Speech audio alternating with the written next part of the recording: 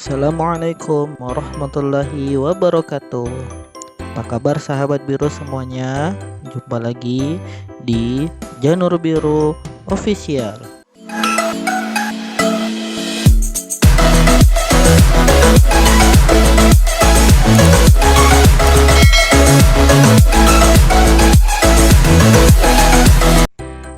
Nah, gimana nih kabar sahabat biru semuanya?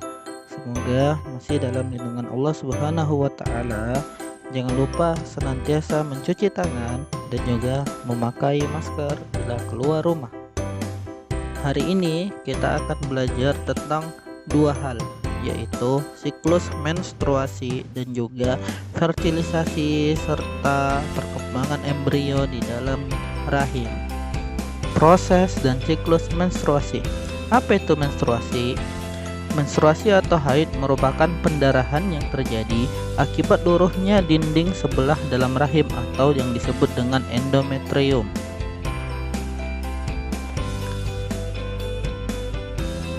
Siklus rata-rata menstruasi pada wanita berbeda-beda.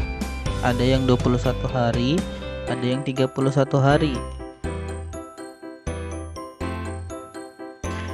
Siklus menstruasi dikendalikan oleh hormon-hormon reproduksi yang dihasilkan oleh hipotalamus, hipofisis, dan ovarium.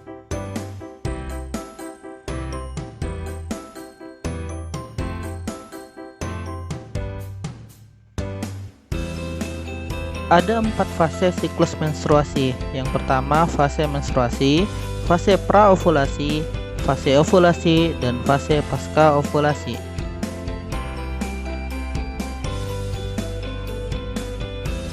Fase menstruasi. Ovum tidak dibuahi oleh sperma sehingga produksi hormon estrogen dan progesteron terhenti.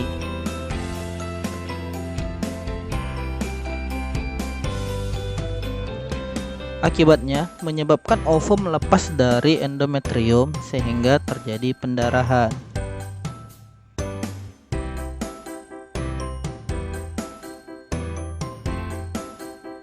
Fase menstruasi berlangsung kurang lebih 5 hari. Yang kedua, fase praovulasi. Disebut juga dengan fase proliferasi. Hipotalamus akan memacu hipofise untuk mengeluarkan FSH atau follicle stimulating hormone.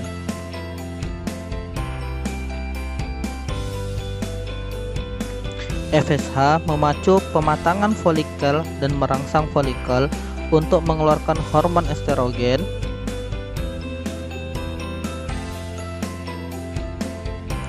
Sehingga terjadi pembentukan dinding endometrium proliferasi. Fase ovulasi. Ovulasi terjadi pada hari ke-14. Tingginya estrogen dari hipotalamus dari hipofise menghambat FSH menjadi hormon LH, yaitu luteinizing hormone. Peningkatan kadar LH merangsang pelepasan sel telur yang telah matang dari folikel di dalam ovarium. Peristiwa ini disebut dengan ovulasi.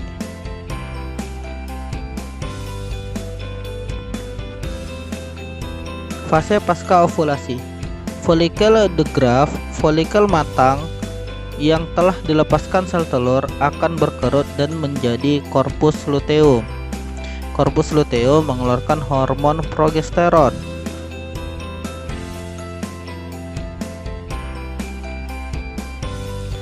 Jika tidak terjadi pembuahan, corpus luteum akan berubah menjadi corpus albikan yang hanya sedikit mengeluarkan hormon, sehingga kadar progesteron dan estrogen menjadi rendah. Keadaan ini menyebabkan terjadinya menstruasi.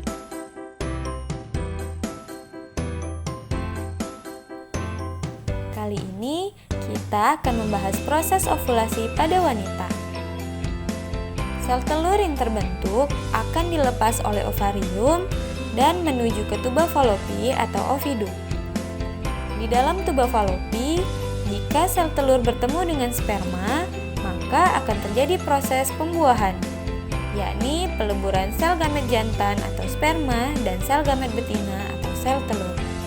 Nah, dari jutaan sperma yang masuk, hanya ada beberapa yang bisa bertahan sampai indung telur. Dan hanya ada satu yang akan membuahi sel telur. Sel telur yang telah dibuahi akan membentuk zigot. Zigot yang terbentuk kemudian akan menuju rahim. Rahim, zigot menanamkan diri pada dinding rahim yang menebal. Zigot yang telah berada di rahim akan terus tumbuh dan berkembang menjadi embrio sampai dilahirkan. Masa embrio atau masa kehamilan adalah sekitar 9 bulan 10 hari. Embrio mendapat asupan makanan melalui plasenta atau ari-ari dan dilindungi dengan selaput pembungkus atau amnion. Dinding amnion mengeluarkan getah yang disebut dengan air ketuban, berfungsi untuk menjaga embrio agar tetap basah dan menahannya dari goncangan. Pada wanita, ovulasi hanya berlangsung sampai umur sekitar 45-50 tahun. Seorang wanita hanya mampu menghasilkan paling banyak 400 ovum selama hidupnya. Meskipun ovarium bayi perempuan sudah berisi 600.000 sampai 1 juta oosit primer. Nah, setiap bulan wanita melepaskan satu sel telur dari salah satu ovariumnya. Bila sel telur tidak dibuahi, maka akan dikeluarkan melalui proses menstruasi. Saat wanita sudah tidak mampu lagi mengeluarkan ovum, menstruasi akan terhenti sama sekali. Masa ini disebut dengan menopause.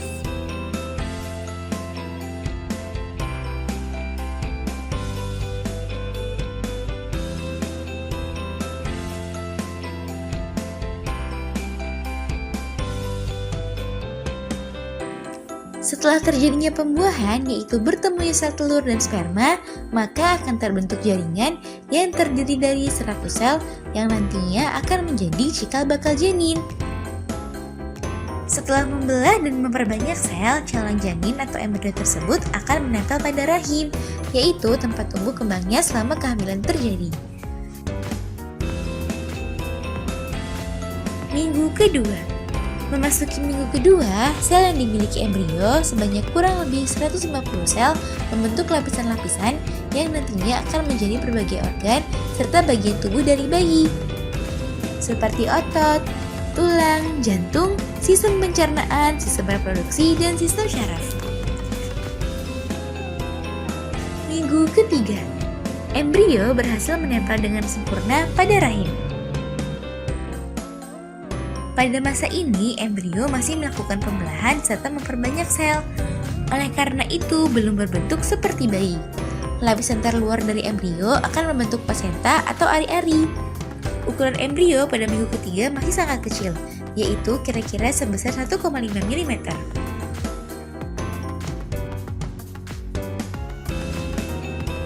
Minggu keempat. Pada minggu keempat, jantung sudah terbentuk dan mulai berfungsi, dan pembuluh-pembuluh darah sudah memiliki aliran darahnya sendiri.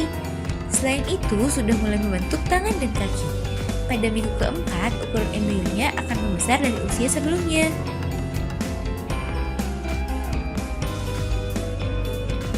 Minggu kelima, tangan bayi sudah mulai tumbuh, namun masih tidak berbentuk seperti tangan, masih rata tanpa jari-jari. Struktur dasar otak dan sistem syaraf pun juga sudah terbentuk, sementara mata, telinga, dan mulut baru akan dibentuk. Ukuran pada minggu kelima kira-kira sebesar 7 mm. Minggu ke-6. Memasuki minggu ke-6, ukuran embrio kira-kira sudah sebesar kacang polong. Kaki sudah mulai tumbuh walaupun jari-jari kaki belum terbentuk. Sistem pencernaan baru mulai akan terbentuk. Sementara, bibir atas dan langit-langit mulut sudah terbentuk. Kepala dari embrio sudah mulai terlihat namun ukurannya masih sangat kecil. Dan terlihat bahwa telinga dan mata sedang berkembang. Minggu ke-7. Ukuran embrio ketika memasuki minggu ke-7 adalah sekitar 19 mm. Pada tahap ini, paru-paru baru akan dibentuk, jari-jari sudah mulai terlihat, dan otot serta sistem syaraf sudah mulai berfungsi dengan baik. Oleh karena itu, pada masa ini, embrio sudah bisa menunjukkan refleksnya pada bunda. Minggu ke-8. Di minggu ke-8, embrio sudah bisa disebut janin karena sudah memiliki bentuk serta wajah seperti manusia. Kelopak mata dan hidung mulai terbentuk pada minggu ini. Pada tahap ini, plasenta berkembang dan janin dikelilingi air ketuban yang terbentuk dari pembuluh-pembuluh darah bunda. Minggu ke-9, wajah pada janin semakin jelas terbentuk, mata lebih besar dan berwarna, sesuai dengan pigmen yang dimiliki masing-masing janin. Janin sudah mampu untuk membuka mulutnya serta pita suara dari kelenjar air liur mulai terbentuk. Janin yang berusia 9 minggu kira-kira berukuran sebesar jeruk limau atau sekitar 5,5 cm.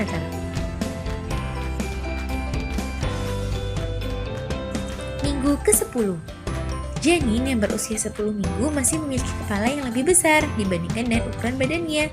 Jantung sudah bekerja secara sempurna dan berdetak 180 kali per menit. Sel tulang pertama kali terbentuk, menggantikan tulang rawan yang sebelumnya sudah dibentuk.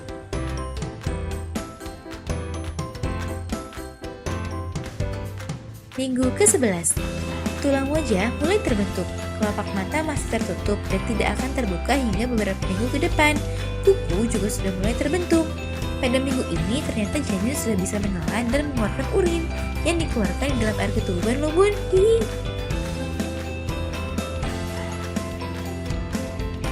Minggu ke-12, mulai dari minggu ini akan terjadi perkembangan dan pematangan dari berbagai organ yang telah dibentuk sebelumnya. Tulang belakang janin yang tadinya terbentuk dari tulang rawan pada minggu ke-12 akan berubah menjadi tulang keras. Minggu ke-13 sampai 17.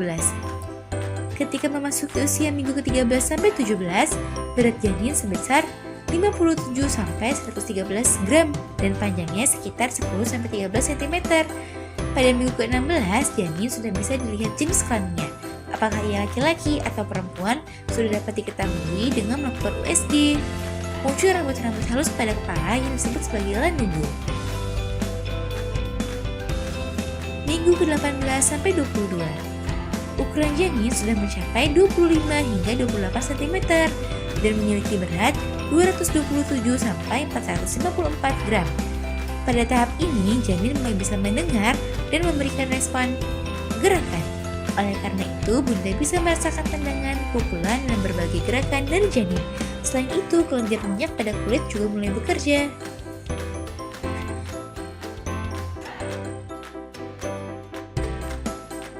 Minggu ke-23 sampai 26. Pankreas janin mulai bekerja secara efektif dan paru-paru semakin matang pada tahap ini. Bayi yang lahir ketika memasuki minggu ke-23 sampai 26 memiliki lebih besar peluang untuk bertahan hidup dibandingkan dengan minggu-minggu sebelumnya. Bulu mata dan alis pun juga mulai terlihat. Pada minggu ke-26, janin mulai bisa menghirup dan mengeluarkan cairan ketuban yang merupakan pertanda baik, karena dengan demikian ia sekaligus berlatih untuk bernafas.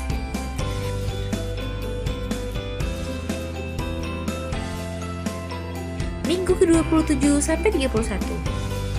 Diperkirakan 91% janin yang lahir di minggu ke-27 sampai 31 dapat bertahan hidup walaupun berisiko mengalami berbagai komplikasi seperti cacat lahir dan berat badan lahir rendah.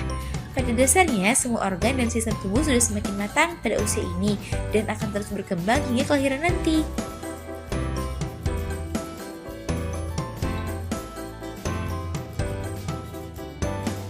Minggu ke-32 sampai 36. Gerakan dan tendangan yang dilakukan oleh janin semakin kuat dan semakin terasa. Saat ini kulit janin berwarna pink dan sangat halus.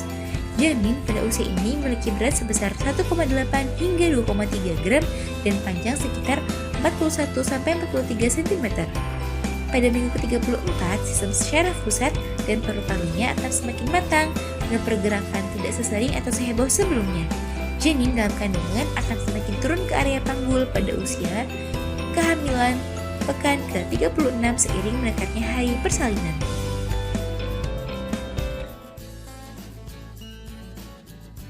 Minggu ke-37 sampai 40. Minggu ini merupakan minggu-minggu terakhir dalam kehamilan. Yeay, selamat bun! Sebentar lagi bunda akan bertemu dengan si kecil. Saat ini, berat badan janin sudah mencapai 2,7 hingga 3,6 gram dan panjang badan sekitar 46 cm.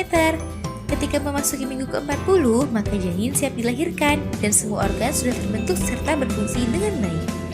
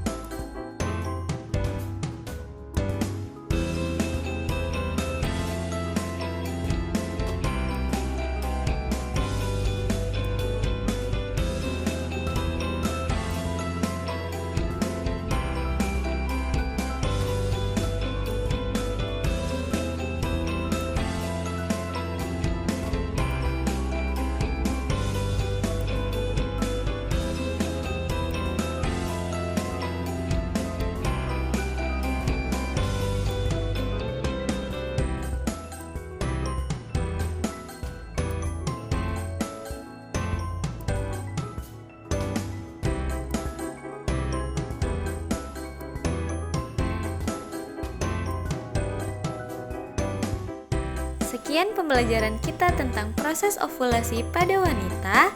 Sampai bertemu di pertemuan selanjutnya. Assalamualaikum warahmatullahi wabarakatuh.